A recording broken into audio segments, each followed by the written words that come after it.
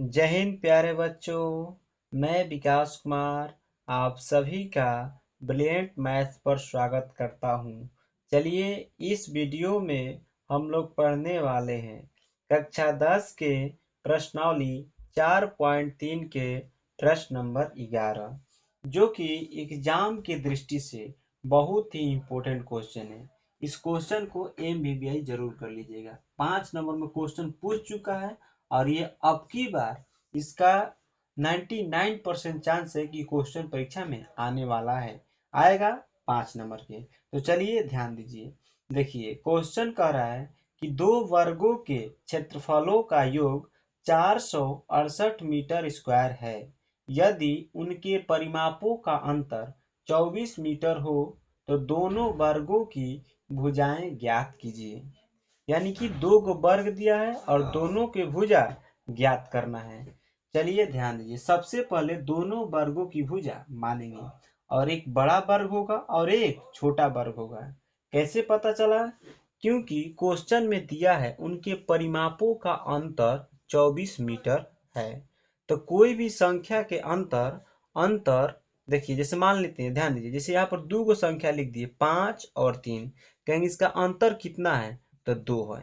2 है ना। यहाँ पर लिख दिए 7 और यहाँ पर लिख दिए 4, कहेंगे इसका अंतर कितना है। अंतर का मतलब होता है बड़ा में से छोटा को माइनस करना। यहाँ पर कितना आ जाएगा 3। देख रहे हैं ना। लेकिन एक बात याद रखिएगा, यदि दोनों संख्या बराबर लिख देंगे, यहाँ पर भी 5 लिख दिए और यहाँ पर भी 5 लिख दिए और दोनों का अंतर निकालेंगे तो यहाँ पर क्या आएगा 0। समझ रहे ना। यानी कि जब दो संख्याएं आपस में बराबर होती है तो उसका अंतर क्या आता है 0। समझ रहे हैं ना। आई होप कि आप लोग को समझ में आ गया। इसीलिए हम क्या बोल दिए कि एक बड़ा वर्ग होगा और एक छोटा वर्ग होगा। तभी तो दोनों के परिमापों का अंतर कितना आ गया 24 मीटर दिया है क्वेश्चन में।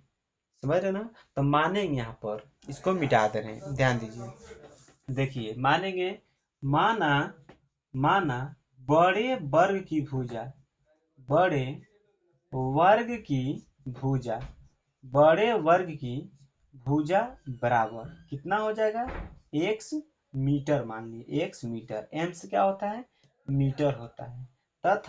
तथा छोटे छोटे छोटे वर्ग की भुजा बराबर y मीटर। m से क्या होता है मीटर। और मीटर में ही क्यों माने? क्योंकि क्वेश्चन में जितना भी डाटा दिया गया है मीटर में ही दिया गया है। अब लिखेंगे यहाँ से प्रश्न से लिखेंगे, प्रश्न से। देखिए प्रश्न से लिखेंगे। सबसे पहले एक फॉर्मूला याद रखिएगा, वर्ग का क्षेत्रफल बराबर, वर्ग का क्षेत्रफल बराबर क्या होता है तो भुजा स्क्वायर होता है। इसको लिख देंगे यहाँ पर।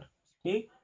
अब देखिए क्वेश्चन में पहला शर्त यही दिया था कि दो वर्गों के क्षेत्रफलों का योग 468 मीटर स्क्वायर है।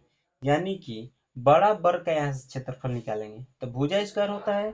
तो भुजा क्या माने x, यानी x का स्क्वायर, यानी x स्क्वायर हो जाएगा। बड़ा जो वर्ग है उसका क्षेत्रफल क्या हो गया x स्क्वायर, और छोटा जो वर्ग है इसका क्षेत्रफल y स्क्वायर। और क्वेश्चन ही कह रहा है दोनों का योग बराबर में कितना तो 468 मीटर दिया है। यहाँ पर इसको क्या मानेंगे समीकरण फर्स्ट। ठीक। अब देखिए दूसरा शर्त यही दिया है कि उनके परिमापों का अंतर 24 मीटर है। तो परिमाप का फॉर्मूला याद रखिएगा, परिमाप बराबर वर्ग का परिमाप बराबर 4 गुणा भुजा, 4 गुणा भुजा होता है। ठीक। अब ध्यान देंगे, यहाँ पर बड़ा वर्ग जो है इसका परिमाप कितना हो जाएगा, भुजा x दिया है तो यहाँ पर x रख देंगे और 4 में x में गुणा करेंगे तो 4x आ जाएगा। यानी बड़ा वर्ग का परिमाप 4x और छोटा वर्ग का परिमाप 4y। अब क्वेश्चन ही कह रहा है दोनों का अंतर, परिमापों का अंतर कितना दिया है 24 मीटर दिया है। ठीक। और इसमें भी 4 है, इसमें भी 4 है, इसको कॉमन ले लेंगे तो x माइनस वाई बच जाएगा, बराबर में 24 हो जाएगा। और 4 इधर गुणा में है, इधर आएगा तो भागा में होगा, तो इधर न लेकर यहीं से हम लोग क्या कर सकते हैं कटा सकते हैं, 4 छका 24। इसलिए या x माइनस वाई बराबर कितना लिख सकते हैं 6। ठीक, इसलिए यहाँ से अब निकाल लेंगे y का मान। तो y इधर माइनस में उधर जाएगा तो प्लस में, तो x हो जाएगा। अब +6 इधर आएगा तो -6 हो जाएगा, बराबर में y। इसको मानेंगे समीकरण सेकेंड। ठीक, अब ध्यान देंगे हम लोग, यहाँ से हम लोग किसका मान आ गया, y का, और y का मान समीकरण 1 में रख देंगे और वहां से हल करके x का मान निकाल लेंगे और x का मान आ जाएगा, अर्थात बड़े वर्ग की भुजा आ जाएगा तो छोटे वर्ग की भुजा भी निकाल लेंगे। आई होप कि आप लोग यहाँ तक कंप्लीट में समझ में आया होगा। तो चलिए अब बनाते हैं आगे। ध्यान दीजिए, लिखेंगे समीकरण समीकरण एक में y का मान रखने पर तो समीकरण एक क्या है, x² प्लस y² बराबर 468, यही है ना। तो लिखेंगे x² और y का मान रखना है, तो y का मान कितना आ गया, x - 6, तो x - 6 का होल स्क्वायर बराबर में कितना हो जाएगा, 468। अब ध्यान दीजिए, देखिए यहाँ लिखेंगे a माइनस बी के होल स्क्वायर पर सेट हो जाएगा। ये किस फॉर्मूला पर सेट हो जाएगा, a माइनस बी का होल स्क्वायर पर सेट हो जाएगा। क्यों, क्योंकि a माइनस बी का होल स्क्वायर क्या होता है, a स्क्वायर होता है -2ab प्लस में b स्क्वायर। तो यहाँ पर ध्यान देंगे हम लोग, a के जगह क्या दे दिया, x, और b के जगह क्या दे दिया, 6 दे दिया। तो बस जहाँ जहाँ a होगा वहां पर रखेंगे x और जहां जहां b होगा 6 रख देंगे, बस फॉर्मूला पर सेट हो जाएगा। आई होप कि आप लोग की ये वाला लाइन समझ में आया होगा। परीक्षा में आप लोग ये वाला लाइन मत लिखिएगा, हम समझाने के लिए लिखे हैं ताकि आपको आसानी से समझ में आ जाए। तो चलिए ध्यान दीजिए, अब यहाँ पर लिखेंगे x² प्लस a² यानी x का स्क्वायर माइनस 2ab हो जाएगा, अब प्लस में b², b के जब क्या दे दिया है, तो 6 दिया है, तो 6 का स्क्वायर बराबर में 468 हो जाएगा। x² 2x² माइनस 6 दूनी 12 और x में गुणा कर देंगे 12x प्लस में 6 का स्क्वायर 36 और प्लस 468 है इस साइड, इधर आएगा तो -468 बराबर में 0। अब ध्यान दीजिए, 2x² माइनस 12x और यहाँ पर कितना है, प्लस 36 है, यहाँ पर -468 है, प्लस माइनस घटता है बड़ा का चिन्ह, 8 में से 6 घटा देंगे तो 2 बच जाएगा, 6 में से 3 घटाएंगे 3, और यहाँ पर 4 है तो 4, और इसका चिन्ह 468 वाला बड़ा है, इसका चिन्ह क्या है, माइनस, यहाँ पर माइनस लगा देंगे, बराबर में क्या हो जाएगा, 0। फिर लेकिन ध्यान देंगे, इसमें भी 2, इसमें भी 2, इसमें भी 2 है कॉमन, तो कॉमन कर लेंगे, यहाँ पर बच गया x² माइनस 6x माइनस। अब बहुत सारा बच्चा यहाँ पर कंफ्यूज हो जाता है कि सर यहाँ से तो छोट छोट नंबर था, कॉमन लिए 2, तो पता चल गया कि यहाँ पर ये वाला बचा है, लेकिन यहाँ पर इतना बड़ा नंबर है, कैसे पता चला कि यहाँ पर क्या बचा है। तो देखिए मेरे प्यारे बच्चों, जो आप कॉमन लिए हैं इसी से भाग दे देंगे, कब, जब पता नहीं चलेगा क्या बचा है, इसी से भाग देंगे। 2 दूनी 4, यहाँ पर 3 है तो 2 से भाग देंगे, 2 एकम 2, तो यहाँ पर 2 से 3 में भाग दे दिए तो शेष कितना बचेगा, 1, तो 12 बन गया, 2 छक्का 12 बराबर में 0।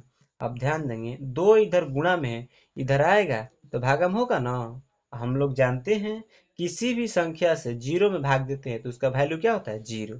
इसलिए यहाँ पर लिखेंगे आप x² माइनस 6x माइनस 216 बराबर 0, ये 2 हट जाएगा। क्यों, अभी समझाया कि इधर आकर भागा होगा और भागा करेंगे तो क्या हो जाएगा, 0।